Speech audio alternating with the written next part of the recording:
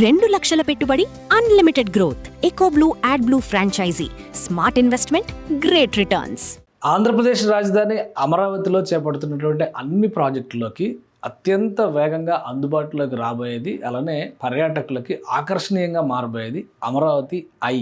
అంటే ఒక జెయింట్ వీల్ని కృష్ణానది ఒడ్డున ఏర్పాటు చేసి ఇటు అమరావతి అటు విజయవాడ నగరానికి మధ్యలో పర్యాటక కేంద్రంగా, ముఖ్యంగా భవానీ ద్వీపం ఒకవైపు, అమరేశ్వర స్వామి ఉన్నటువంటి అమరావతి నగరం, ధ్యానబుద్ధ, అలానే విజయవాడలో ఉన్నటువంటి అమ్మవారు కనకదుర్గ అమ్మవారు. సో వీటన్నిటిని బట్టి చూస్తే ఒక టూరిస్ట్ స్పాట్గా దీన్ని డెవలప్ చేయడానికి అత్యంత ఎక్కువ అవకాశాలు ఉన్నాయని రాష్ట్ర ప్రభుత్వం భావిస్తుంది. దీనిలో భాగంగానే ఒక ప్రణాళికని రూపొందించారు. దానికోసం ఇది techno economic feasibility report Amaravati eye giant iconic observation wheel అనేది ఈ అమరావతి మౌలిక సదుపాయాల సంస్థ దీన్ని ఏర్పాటు చేసింది. నిప్పన్ కాయ్, ఇది ఒక జపనీస్ కన్సల్టింగ్ కంపెనీ ఆధ్వర్యంలో జరిగినటువంటి రిపోర్ట్ అనమాట. ఈ నివేదిక ఆల్రెడీ మనం కొన్ని వీడియోలు చేసాం. అయితే ఇందులో ఉన్నటువంటి ఆసక్తికరమైనటువంటి అంశం ఏంటి, ఈ నివేదిక మొత్తం మనకి ఇప్పుడు మన చేతికి వచ్చింది. దీనిలో ఉన్నటువంటి ఆసక్తికరమైనటువంటి అంశం ఏంటి అంటే, అమరావతి అనగానే, విజయవాడ అనగానే, కృష్ణా గుంటూరు జిల్లాలు అనగానే ఈ విపరీతమైనటువంటి ఎండ ఉంటుంది, ఎండను తట్టుకునేటువంటి పరిస్థితి లేదు అనేటువంటి అభిప్రాయం చాలామందిలో ఉంది. కానీ అలాంటి ఎండలో ఇంత పెద్ద జెయింట్ వీల్ పైకెక్కేటువంటి ఓపిక ఎవరికి ఉంటుంది అనేటువంటి అనుమానం కూడా ఉంది. కానీ ఈ అబ్జర్వేషన్ వీల్కి ఉన్నటువంటి ప్రత్యేకత ఏంటంటే, కంప్లీట్లీ ఎయిర్ కండిషన్డ్ క్యాప్సూల్స్తో రన్ చేయబోతున్నటువంటి ఇది అమరావతి ఐ అన్నమాట. ఈ క్యాప్సూల్స్ ఈ విధంగా ఉంటాయి. వీటిని పూర్తిగా మెకనైజ్డ్ దీంతో నడిపిస్తారు. స్టెబిలైజ్డ్ మొత్తం అంతా కూడా మెకానిక్ సిస్టంలోనే నడుస్తుంది.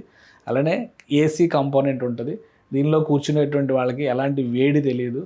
పూర్తి స్థాయిలో సురక్షితమైనటువంటి క్యాప్సూల్గా ఇది ఉంటుంది. అందుకనే అమరావతి ఐ సక్సెస్ అవుతుంది అనేటువంటి ఆలోచనతో ఆంధ్రప్రదేశ్ ప్రభుత్వం ఉంది. మొత్తం ప్రాజెక్ట్ చూస్తే కనుక 2027 ఆగస్టు సెప్టెంబర్ నాటికి దీన్ని వినియోగంలోకి తేవాలనేటువంటి సంకల్పం ఉంది. కేవలం 12 నెలల కాలంలో దీన్ని నిర్మాణం చేయాలి. మొత్తం 120 కోట్ల రూపాయల ఎస్టిమేటెడ్ బడ్జెట్, 5 ఎకరాల స్థలం. దీంతోపాటు కమర్షియల్ ఏరియా డెవలప్మెంట్కి ఇంకొక ఎకరం స్థలం ఇస్తారు. అంటే దానికి కూడా ఒక 30-40 కోట్లు ఖర్చు పెడతారు. మొత్తం కలిపి చూస్తే కనుక 160 కోట్ల రూపాయల ఇన్వెస్ట్మెంట్తో ప్రైవేట్ పార్ట్నర్, 100% ప్రైవేట్ పార్ట్నర్షిప్. అలానే రాష్ట్ర ప్రభుత్వం ఇచ్చేది కేవలం భూమి, కొన్ని ఇన్సెంటివ్స్ మాత్రమే. దానికి సంబంధించినటువంటి డీటెయిల్స్ అన్నీ కూడా ఇందులో మెన్షన్ చేశారు. ఆల్రెడీ ఢిల్లీ ఐ అనేటువంటి పేరుతో ఢిల్లీలో ఒక ప్రాజెక్ట్ని టేకప్ చేశారు. అది అనుకున్నంత సక్సెస్ కాలేదు. ఆ ఫెయిల్యూర్స్ని కూడా దృష్టిలో పెట్టుకొని రాష్ట్ర ప్రభుత్వం ఒక సమగ్ర ప్రణాళికని, సింగపూర్ ఐ, లండన్ ఐ తరహాలో దీన్ని ఎలా డెవలప్ చేయాలనేటువంటి ఒక సమగ్ర ప్రణాళికను రెడీ చేసింది. ఇప్పుడు అమరావతికి ఉన్నటువంటి అడ్వాంటేజ్ ఏంటంటే, కొత్తగా కడుతున్నటువంటి నగరం, చుట్టుపక్కల టూరిస్ట్ అట్రాక్షన్స్, డెస్టినేషన్స్ ఉన్నటువంటి ప్రదేశం. సో నగరానికి వచ్చేటువంటి వాళ్ళకు ఏడాదికి కనీసం 1 కోటి మంది నగరాన్ని సందర్శించడానికి వస్తున్నారనేటువంటి ఒక అంచనా వేశారు. దాని ప్రకారం చూస్తే కూడా దీన్ని నడపడం, సక్సెస్ చేయడం చాలా ఈజీ అనేటువంటి అభిప్రాయంతో రాష్ట్ర ప్రభుత్వం ఉంది. మొత్తం 128 మీటర్ల డయామీటర్స్తో ఉండేటువంటి వీలు, హైట్ వైజ్గా చూస్తే కనుక 139 మీటర్ల గ్రౌండ్ నుంచి చూస్తే ఉండేటువంటి వీల్ అనమాట. ఇది 28 ఎయిర్ క్యాప్సూల్స్ ఉంటాయి.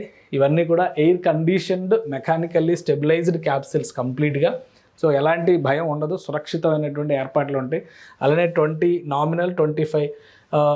to 25 ప్యాసింజర్స్ని వాళ్ళ వెయిట్ని బట్టి కౌంట్ చేస్తారనమాట. 20 నుంచి 25 మందిని ఎక్కించేటువంటి అవకాశం ఉంటుంది. టోటల్ వీల్ గ్రౌండ్ నుంచి పైకి వెళ్ళి మళ్ళీ కిందకి రావడానికి 27 మినిట్స్ అవుతుందని చెప్పని అంచనా వేస్తున్నారు.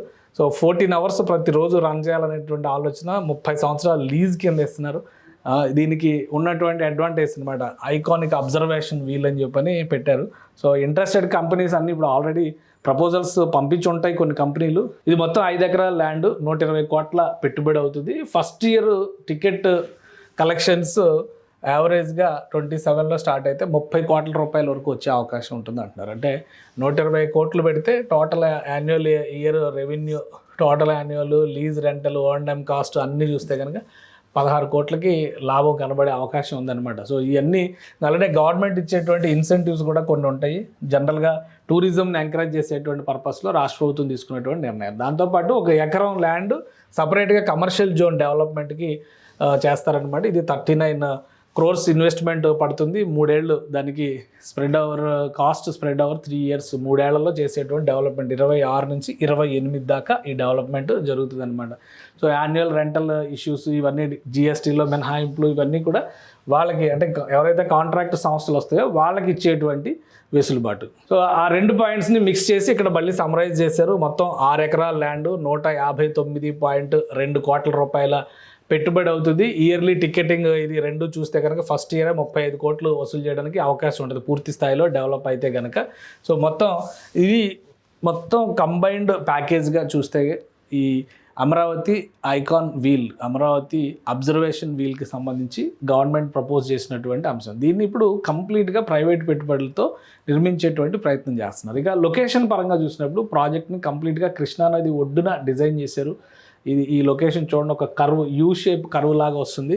కృష్ణానది ఇక్కడ వరకు ఇలా వచ్చి ఇటు నుంచి ఇలా టర్న్ అయ్యి మళ్ళీ ఇటు వెళ్ళి ఇట్లా వెళ్ళింది. ఈ మధ్యలో ఉన్నటువంటి అనేక దీవులు ఉన్నాయి. మనకు తెలిసింది ఓన్లీ భవానీ ఐలాండ్ ఈ ప్రాంతంలో ఉంటుంది. భవానీ ఐలాండ్ కాకుండా ఇంకా ఒక 30-40 చిన్న దీవులు ఉంటాయి. దానిలో గుడ్ సైజ్ అంటే మంచి సైజులో ఉండి అక్కడ యాక్టివిటీ చేయడానికి అవకాశం ఉండే కనీసం 10 దీవులు ఉన్నాయన్నమాట. సో వాటిని దృష్టిలో పెట్టుకొని ఇక్కడ గవర్నమెంట్ కాంప్లెక్స్ ఇక్కడ ఉండదు, దీనికి అభిముఖంగా ఈ ప్లేస్లో ఈ వీల్ని ఎస్టాబ్లిష్ చేయాలని చెప్పని చూస్తున్నారు. ఇక్కడ చూస్తే అమరావతి ఈ ప్రాంతంలో అమరేశ్వర స్వామి టెంపుల్ వస్తుంది. ఇక్కడే ధ్యాన బుద్ధ ఏర్పాటు కూడా ఇక్కడే జరిగింది. ఇటువైపు విజయవాడ నగరం ఉంది. ఇక్కడ టీటీడీ టెంపుల్ ఏర్పాటు అయింది. సో టూరిజం పరంగా ఇక్కడ భవానీ ఐలాండ్ ఉంది. ఇవన్నీ కూడా టూరిజం పరంగా కూడా కలిసి వచ్చేటువంటి స్పాట్స్ అవుతాయి. సో అందుకనే ఇది ఖచ్చితంగా సక్సెస్ అవుతుంది అనేటువంటి ఆలోచన రాష్ట్ర ప్రభుత్వం చేస్తుంది. దానికి సంబంధించిన టెక్నికల్ అంశాలన్నీ కూడా దీనిలో ఇచ్చారు. టెక్నికల్ స్పెసిఫికేషన్స్ ఏం చేయాలి, పీపీపీ మోడల్లో ఎలా డెవలప్ చేస్తారు, దీని ఎస్టాబ్లిష్మెంట్, సైజు, డయాగ్రిడ్స్ మొత్తం అంతా కూడా ప్రతి ఎలిమెంట్ని కూడా డిస్కస్ చేశారు. Complete technical report at the same time ఫైనాన్షియల్గా కూడా ఇది ఎంత వైబుల్ అవుతుంది అనేటువంటి వివరాలు ఇచ్చినటువంటి నివేదిక.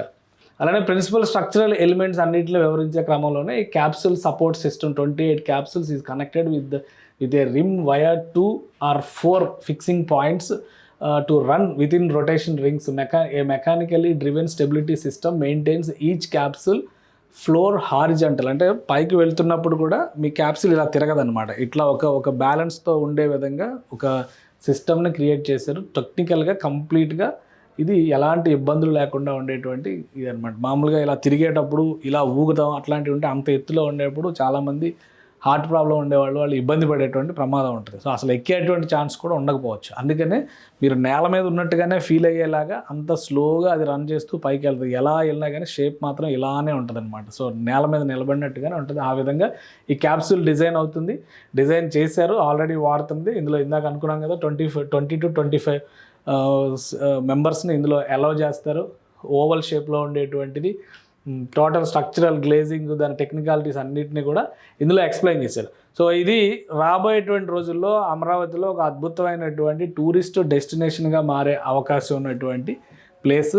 అమరావతి అబ్జర్వేషన్ వీల్ ఏడాదిలో వస్తుంది.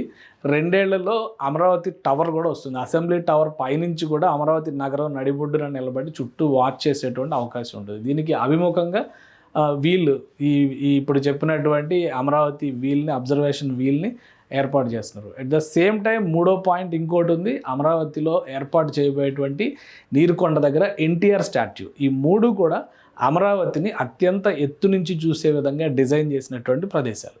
సో ఈ 3 ప్రదేశాలు రాబోయేటువంటి రోజుల్లో ఫస్ట్ కృష్ణానది ఒడ్డున ఒకటి స్టార్ట్ అయింది, నగరానికి నడి మధ్యలో మరొకటి ఉంటుంది, నగరానికి అవతల పక్క ఎన్టీఆర్ స్టాట్యూ నుంచి మళ్ళీ ఈ ఏరియల్ వ్యూ చూసే విధంగా ప్రతి ఒక్కరికి అవకాశం కలుగుతుంది. సో డెస్టినేషన్స్ని దృష్టిలో పెట్టుకొని అక్కడ ఉన్నటువంటి సహజ వనరుల్ని దృష్టిలో పెట్టుకొని ఆ ప్రాంతాల్లో ఎలాంటి అంశాలను మనం అక్కడ పొందుపరిస్తే రాబోయే రోజుల్లో అవి మంచి టూరిస్ట్ స్పాట్లుగా డెవలప్ అవుతాయనేటువంటి విషయంలో మాస్టర్ ప్లాన్లో భాగంగానే నిపుణులైనటువంటి వాళ్ళందరూ కూడా సూచనలు చేశారు. వాటిని అమలు చేసే దిశగా రాష్ట్ర ప్రభుత్వం అడుగులు వేస్తుంది. అమరావతి వీల్కి సంబంధించినటువంటి ప్రాసెస్ బహుశా మరొక 1-2 నెలల్లో ఎండార్స్మెంట్ జరిగిపోతే పనులు ప్రారంభించడానికి అవకాశం ఉంది. పనులు ప్రారంభమైన నాటి నుంచి 12 నెలల్లో పూర్తి చేయడం ద్వారా ఈ అబ్జర్వేషన్ వీల్ని వినియోగంలోకి తేవాలని చెప్పని రాష్ట్ర ప్రభుత్వం భావిస్తుంది.